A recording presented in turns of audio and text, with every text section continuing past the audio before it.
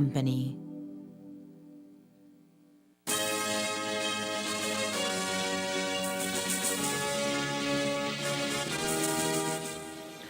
Tonight on CTV3 News, tragedy hits the Solatsi family from the community of Newland in the Corozal district as their 10-month-old and 3-year-old baby girls perish in a raging fire. We speak to the father of the victims. Government and BSI-ASR come to an agreement to maintain the status quo when it comes to the exportation of sugar until the substantive case is concluded. And the video showing a cop falling as he chases a detainee goes viral. Campo Williams speaks on the matter. These are some of the stories we have for you tonight in our newscast for Wednesday, July 19th, 2023.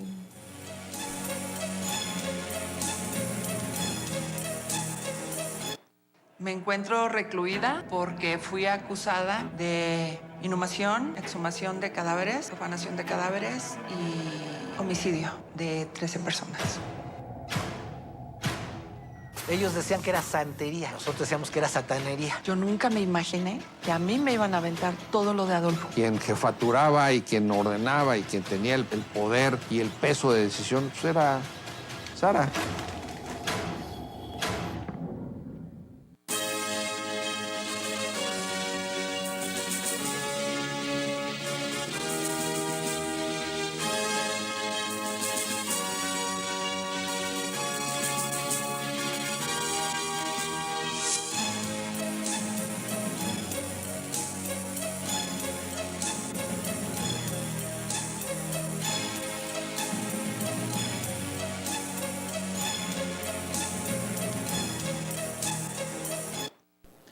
Good evening. With your news, also simulcast on Fiesta FM 106.7, I am Joanna Rodriguez.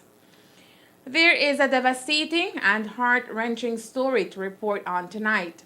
It has to do with the death of 2 babies from the community of Newland in the Corozal district who lost their lives after sustaining massive burns after a combustion erupted inside their home.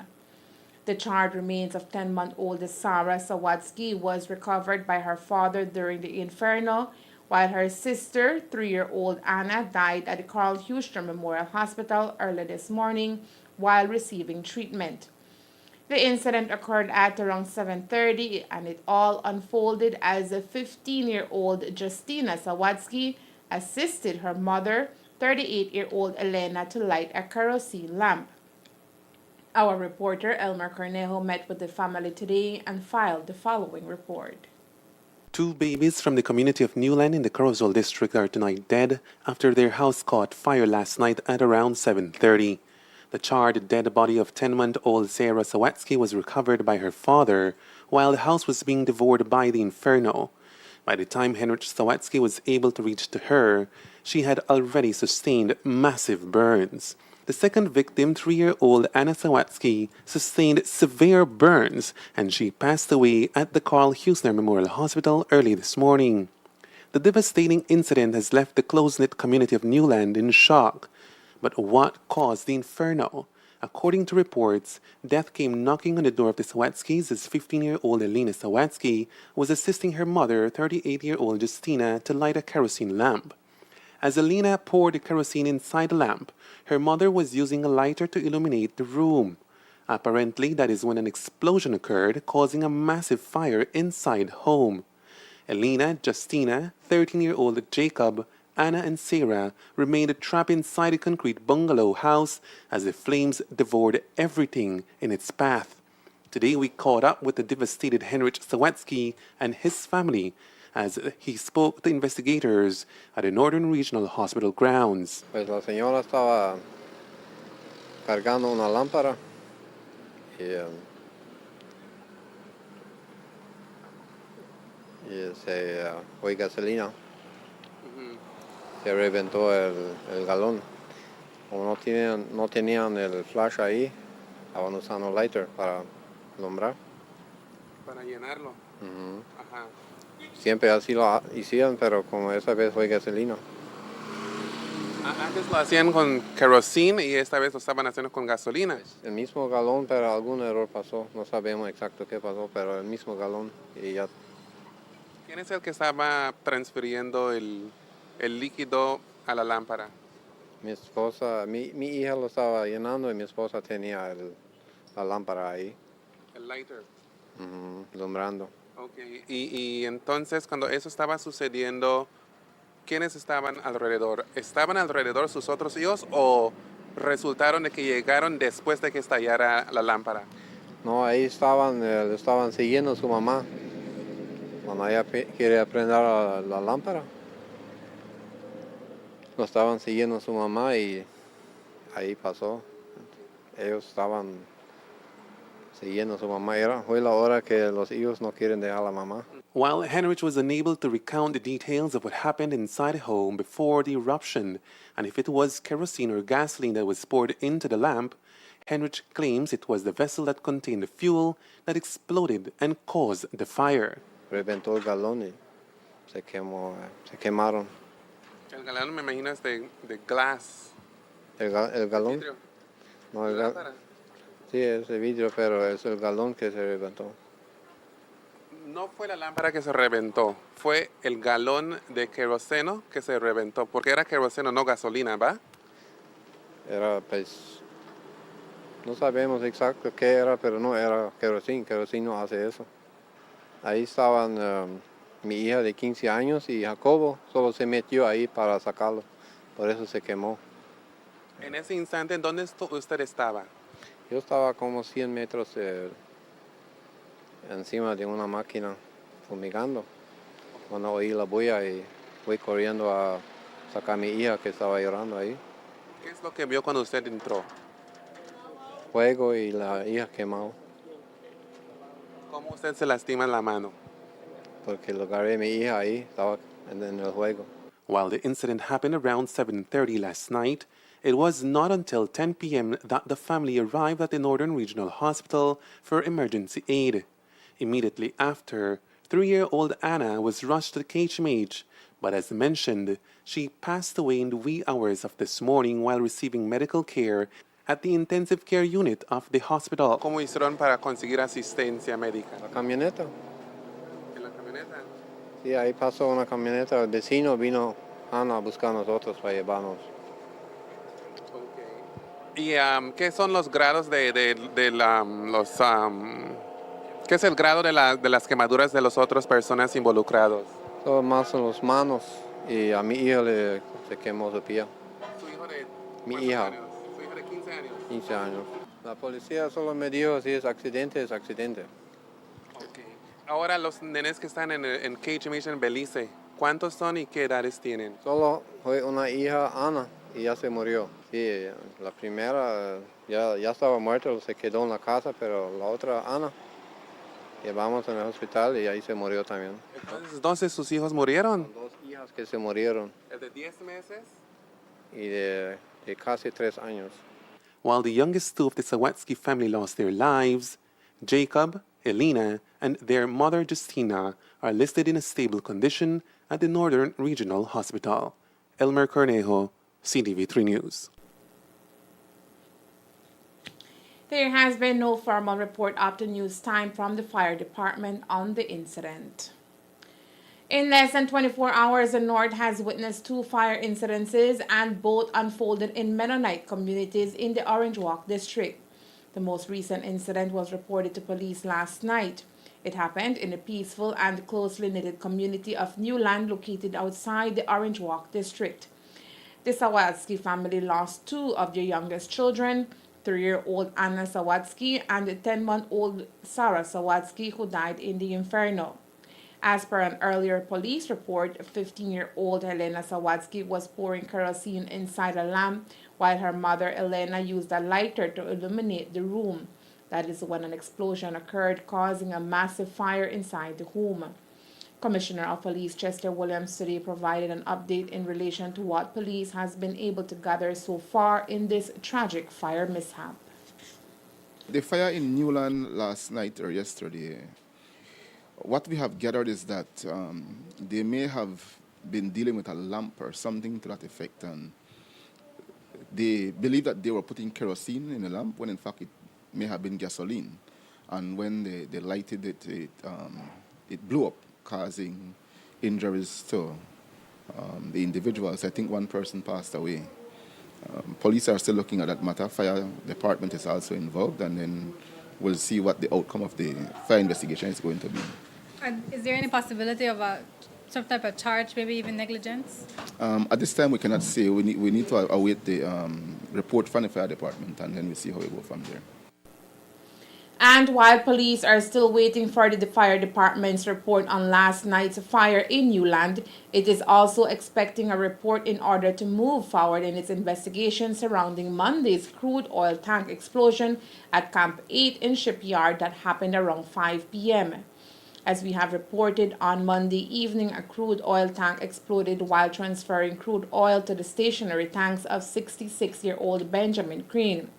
It immediately created panic as 900 gallons of crude oil emptied across the property of Crane, consuming everything in its path that was not removed swiftly. While there is no report yet from the fire department, Kwan claims that the fire erupted after the driver of the transporting crude oil tanker left the hose unattended. Due to the fire, Kwan lost some $200,000 worth in lumber and other properties. Today, Commissioner also gave a brief comment on the case. At this time, we are involved, but again, we also have fire department taking the lead to see exactly what the cause of that fire is. And once we have ascertained that if it is found that there is some degree of criminality, then the police will take the lead. An amateur video of only about a mere 10 seconds is blowing up on Facebook. A closer look at the image shows when a police officer dashes in full speed on foot after a handcuffed prisoner. The individual was apparently detained at the Corozal Community Hospital earlier today. It was here that the unidentified detainee thinks fast and makes a run for it, while the officer, who is seen standing outside of the passenger side of the police mobile, seems to be distracted for a slight of a second. The handcuffed dark-complexioned male person, who is seen in a white t-shirt, short pants, and no footwear, does not think twice and races off in full speed. The police officer then sets chase after the detainee. Soon after, the uniformed officer loses balance and lands face down on the ground. This afternoon, the Commissioner of Police chastised the media for pursuing the video and its contents as a news piece, while he claimed that the officer was just doing his job. I don't know how that became headline. Like, I saw almost all media houses posting this video, making news out of somebody's misfortune. I don't know. But it goes to show the type of society we have become. People making fun of the police. Obviously, the police was doing his job. He made an effort to pursue the suspect. And in the process, there was a drain. Apparently, he was not looking how he was running, and he tripped. Could happen to anybody, including, I have seen professional runners, people on track and field, tripping and falling. Why make a big deal because the police fell while pursuing a suspect? The young man in question had gone to court on burglary charges, and I guess he was playing possum to the magistrate that he was not feeling well, and the magistrate ordered the police to take him to the hospital. And as he got to the hospital, you saw what happened. He used that opportunity to escape. So obviously there was nothing wrong with him, but he just wanted to find a way to escape from the police. At this time, the police in Corozal are still in search of that individual, and we're hoping that he will be found very shortly. So will the officer be given membership at the Queen Street workout facility? It has nothing to do with him not being fit. I have seen Usain Bolt fell while running. I sure you, Sonny, you have fallen before. Does that mean that you need to go to the gym? Come on. As for the suspect, who remains unidentified, he made good his escape and police are looking for him. There is a major news coming out of the sugar industry today as BSI ASR announced successful outcome to its request for injunction regarding the export regulations imposed by GOB earlier this year. In a release issued by the mill today, it states, and we quote, an emergency injunction hearing was scheduled to take place on the 21st of July 2023, but following requests from the government's legal team, BSI agreed to consent order to maintain the status quo until the substantive case is concluded, most likely in the new year. This means that the areas of the regulation being contested will not apply to BSI unless and until a judge decides they are lawful. Late this afternoon, the company's finance director, Sean Chavarria, spoke to the media to further expand on this most recent development. With respect to the injunction, what has occurred is that at the time when the new regulation was introduced, we had some very serious concerns with the new regulation. We felt that there were different aspects that violated our rights and would have had a negative impact on our business, which could have impacted our operations and even how we pay for cane. And so to avoid any short-term adverse impacts, we applied for an emergency injunction so that a judge can review, in particular, the sections of the new regulations that we had challenged. And so that emergency injunction was going to take place on the 21st of July, but we've come to an agreement with the attorneys for the government to essentially leave the status quo, whereby the sections of the law that we have challenged will in effect not apply until the substantive matter is heard by a judge. And we know that that will take some months, perhaps a ruling until maybe next year to be received. So those aspects of the regulations that we have challenged, those will in effect be put on hold while the matter is heard. So for us, it's the outcome we would have wanted, whereby our business can continue to operate without any adverse impact until we get a ruling from the judge. While the company says it is pleased with this short-term decision, it hopes that stakeholders will reconsider the proposed aspects of the regulation, which they say poses potential negative on the entire sugar industry.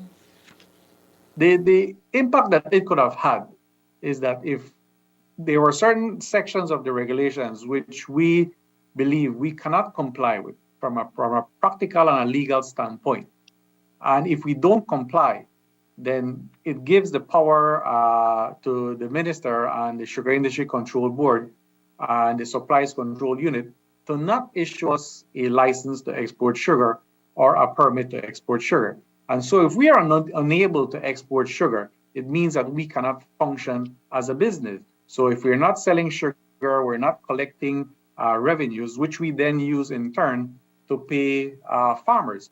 And so that was the adverse impact that we believe this regulation could have had, because there were provisions and conditions in there for getting these permits and licenses, which we believe violated our rights and we could not comply with, and it could have been used to withhold approvals, which in turn would have negatively affected our business.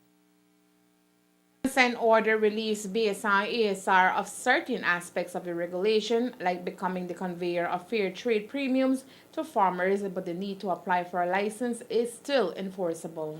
Applying for a license, that is not a new requirement. We have applied for a license. It's just the conditions that are attached to those licenses, the things that we believe violated our rights or we were unable to comply with. Those are the ones that we have challenged, and that will await the outcome. But in terms of having to apply for a license and providing certificate of good standing, GST certificate, the business we are in, we have done that because we didn't feel there was anything difficult in doing that, right? So we will apply for a license every year. It's the different stipulation and provisions that could determine or impact issuing of those licenses and permits that we have challenged in particular. A new date for the substantial hearing in court has not yet been set but is expected for the coming months. In a bit of positive news for the northern sugar industry, which has been plagued with major controversies and even a major drop in cane production this past crop season, today the industry announced record high in the price of cane at this time. A release from BSI-ASR confirms that based on improved global market prices coupled with strategic investments by the industry, farmers today received second payment for the 2022-2023 crop based on a cane price estimate of $70.22, making it the second highest price since 2000 and the highest since the deregulation of the EU market in 2017. Based on the first cane payment of $43.63 today, farmers received average payment of $20.10, an increase of over $3 from last year's payment of $16.91. The high price of cane experienced this year, according to BSI-ASR, comes at the most opportune time to offset the major drop in cane production experienced this year. Today, we made a second payment to farmers here in the north.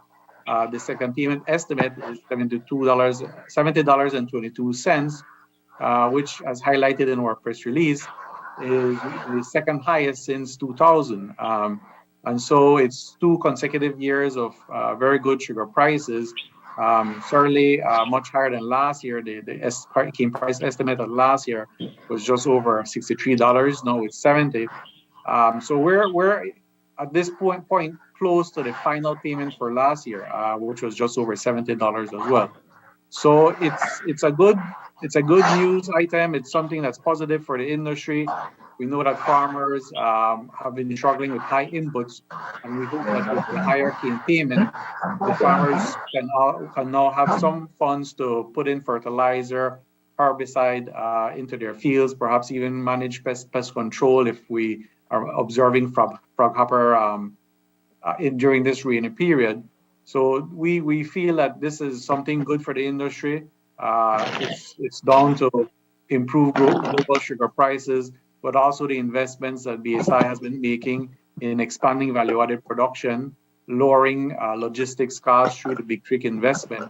And these benefits are shared with farmers. So it shows the benefit of the existing commercial agreement, where higher sugar prices, higher value for sugar, and cost savings for logistics are shared as part of the 65-35 commercial agreement. And it's resulting in a very good payment to farmers. These high prices, according to Chavarria, are based on a number of factors, including smart investment by BSI-ASR in recent times. In this region, and Belize was not, Belize fell into the same category. Weather had an impact on cane harvest in this Western Hemisphere.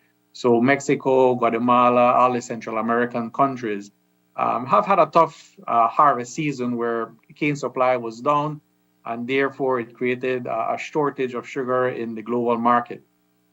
In Europe continues to have its own challenge with beet production. After the deregulation in 2017, their production went up significantly, but they've had challenges as well with beet production. And so their beet production has been in decline. And so we're seeing better prices for the sugar that we're selling in Europe now. We know that India, Thailand has had some successive years of lower production as well. They've traditionally been a big producer of sugar. And so all these macro external factors are resulting in having more demand and less supply for sugar, and that's driving up prices.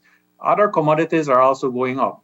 So, petroleum has been up since COVID. Metal prices, the war in Ukraine have been driving up commodity prices. And so similarly, sugar has been one of those commodities that has seen an improvement in prices. With the global trends on the rise for sugarcane, Chavarria says the industry must now focus its energy on improving its production, which will then translate to even greater returns for farmers. In terms of the take-home that farmers are receiving, particularly at this second payment, it's certainly better than last year, even though we've had less cane. So this year cane supply fell by about 164,000 metric tons, but because the cane payment is higher, the actual amount that is being paid to farmers this year is a bit better than last year. It's close to 17.8 million versus 17.6 million last year.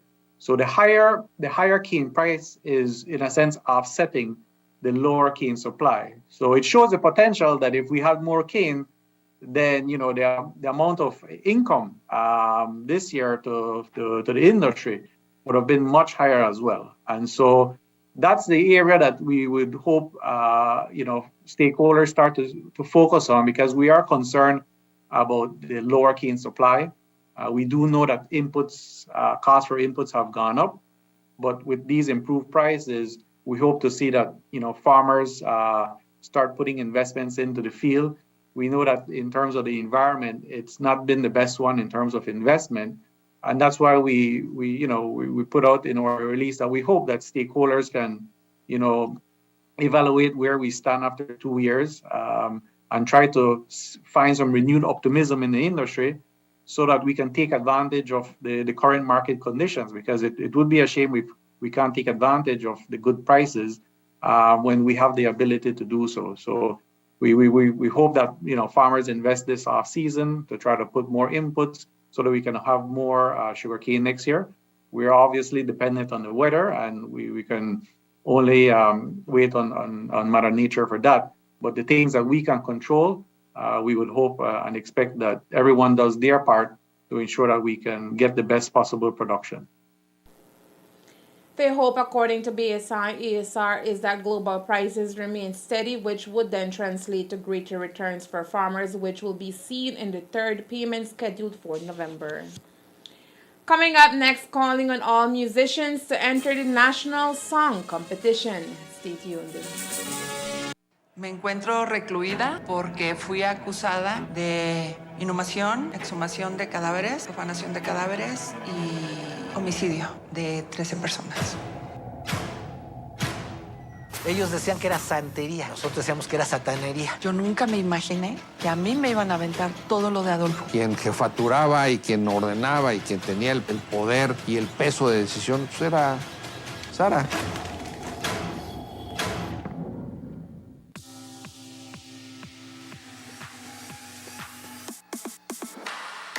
Sign up for Smart Share Plan and save big. Whether you're a small entrepreneur starting up your business, a student on a limited budget, or a family trying to save, this is the plan for you. With unlimited SMS, calls, and data, we help you save. Get up to 5 lines for as low as $30 per line monthly, only with Smart. Sign up today at any Smart showroom or sales manager countrywide.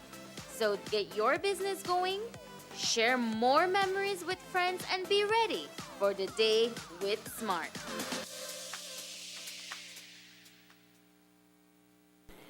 With the impending legal battle over the Belize Sugar Industry Regulations 2023 license to import-export sugar currently on pause, the burning topic now remains the ongoing impasse between BSI-ESR and the BSCFA over a new commercial agreement.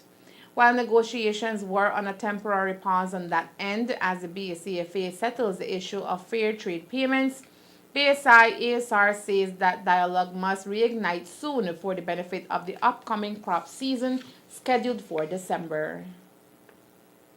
In terms of the commercial agreement with the BSCFA, at some point we have to re-engage with the BSCFA. Things were sort of on hold, particularly because of the fair trade matter. The BSCFA had indicated that it was not prepared to engage on discussions on the commercial agreement until the matter of fair trade had been addressed. And at the moment, I know that Tate and Lyle and BSCFA have been meeting to try to find a way forward on that. But at some point, we do have to re-engage and come up with an agreement, given our existing agreement will expire later this year, and we will need a new agreement to cover the next crop. It would certainly have to be settled by the start of next crop, which would be sometime we would expect in December, right? So between now and then, the parties need to reach some agreement on having a contract in place for the sale and purchase of sugarcane.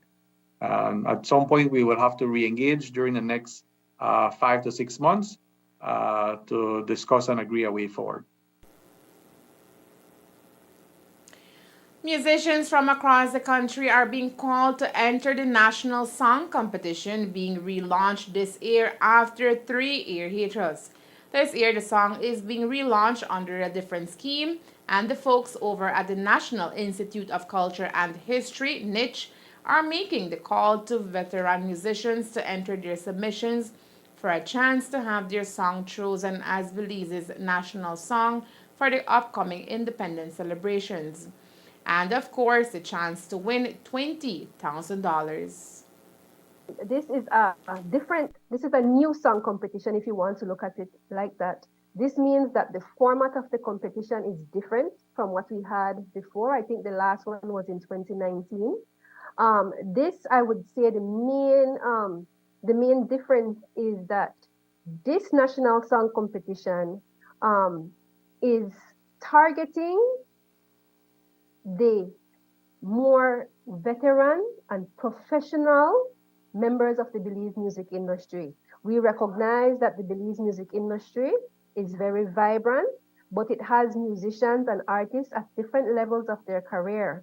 Some are very young artists, some are very amateur, and we will continue at Niche to engage young musicians. We want to look at in the future competitions through the National Festival of Arts, which will continue to be the main program where we engage with youth.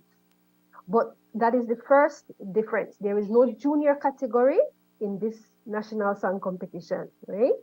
And like I said, there is only going to be one category, but we welcome all genres. So that means we're not asking you to submit under carnival genre and under patriotic genre. You don't have to worry about that. It can be jazz, punta, paranda, soca, rock down. It can be in Spanish. It can be in Garifuna, right? So that is a big change, right? The only thing that the criteria really stipulate is that it must be a Belize song. So it must speak to Belizean traditions, culture, story, themes, anything that is Belizean or Belizean experiences. That is what we're looking for.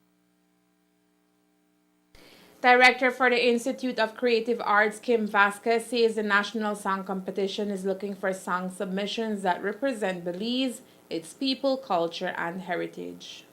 I know a lot of people are asking us, what is the theme for this September celebrations? Well, we have a theme out. Of course, the national celebrations has a theme. But you, the musicians don't need to tie their song to that theme at all. That doesn't bear anything to do. If you choose to do that, that's fine, right? Or maybe you just want to capture the essence of the theme. That's also fine. We're not putting any stipulations. What we're looking for, like I said, high levels of creativity, originality.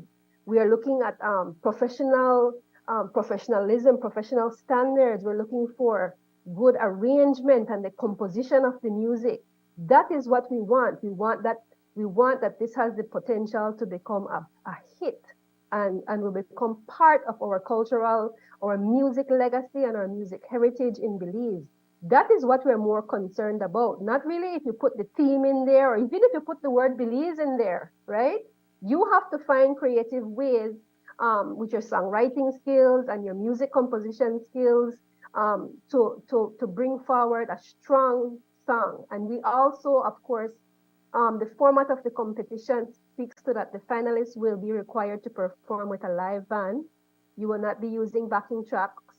The format is that part remains. You will perform your song with a live band and in front of a live studio audience and in front of a panel of judges.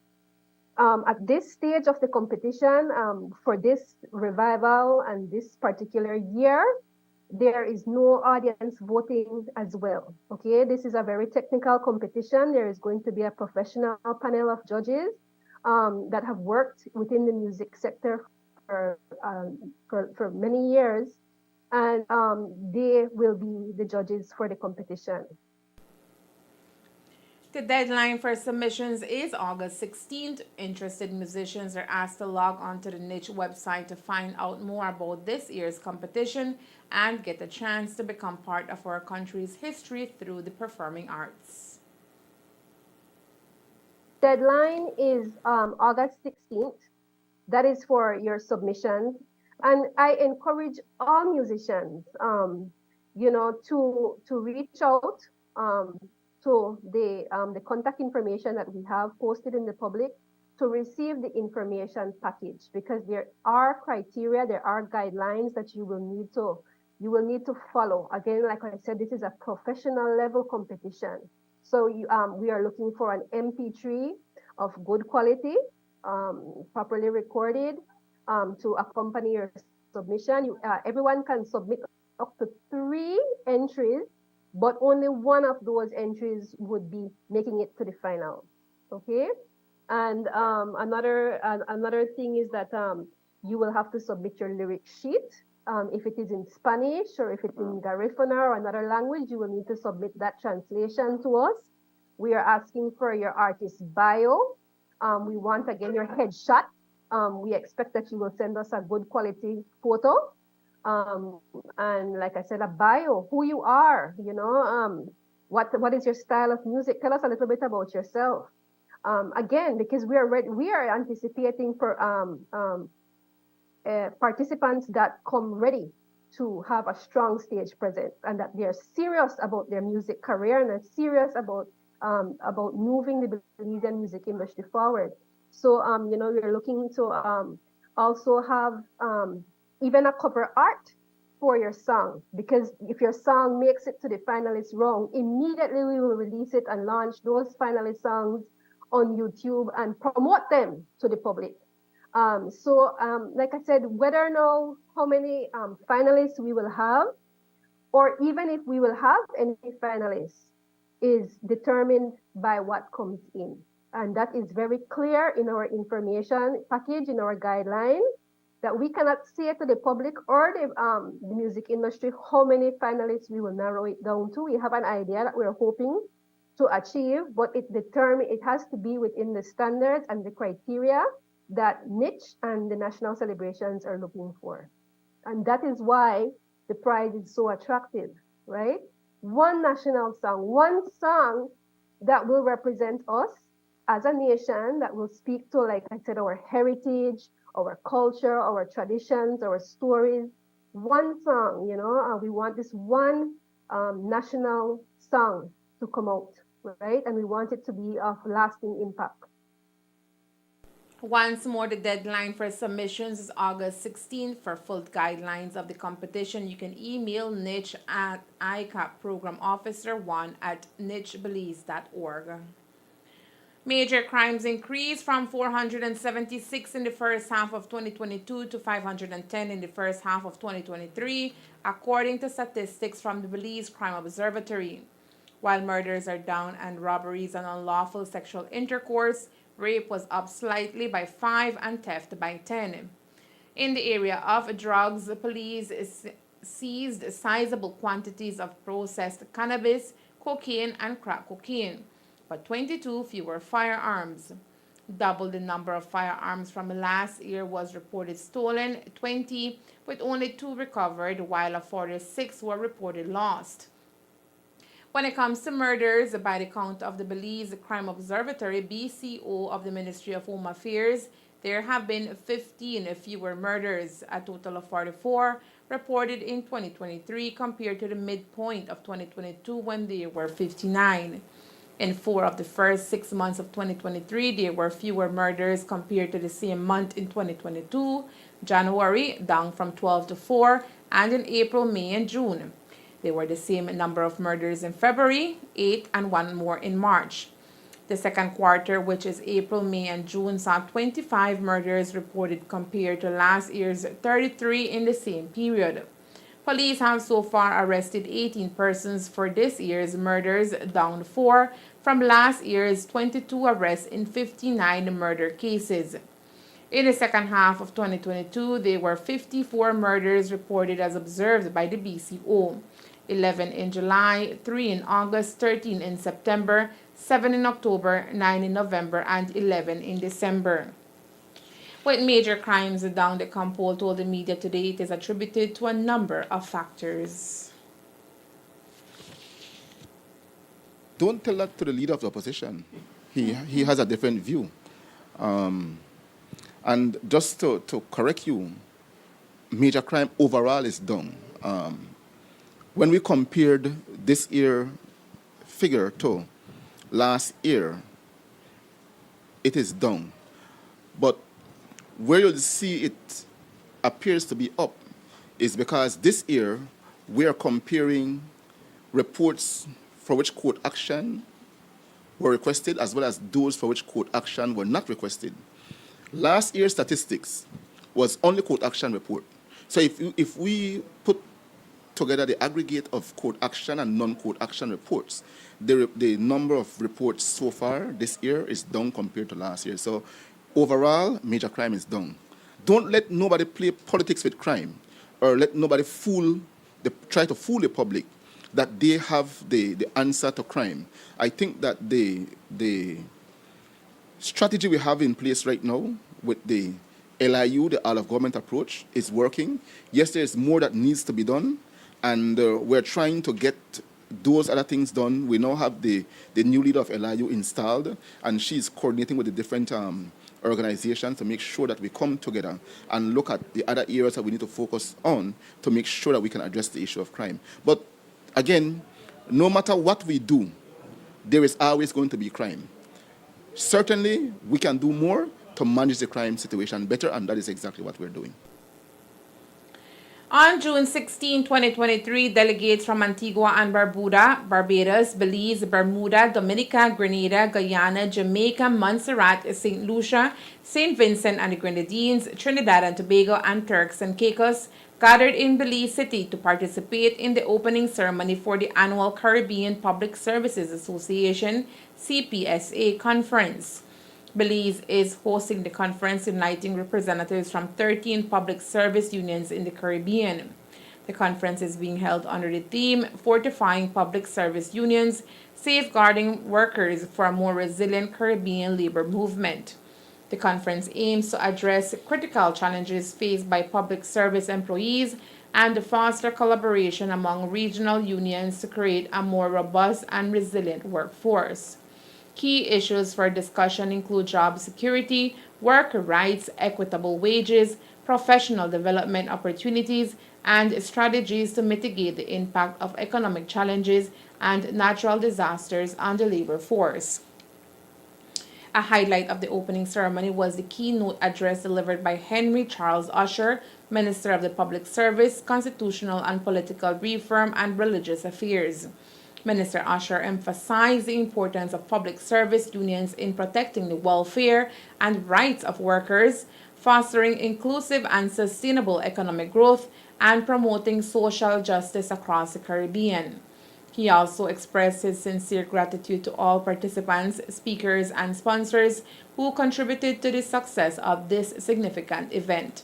The collective efforts of the 13 unions showcase their unwavering dedication towards building a more prosperous and sustainable future for workers in the region.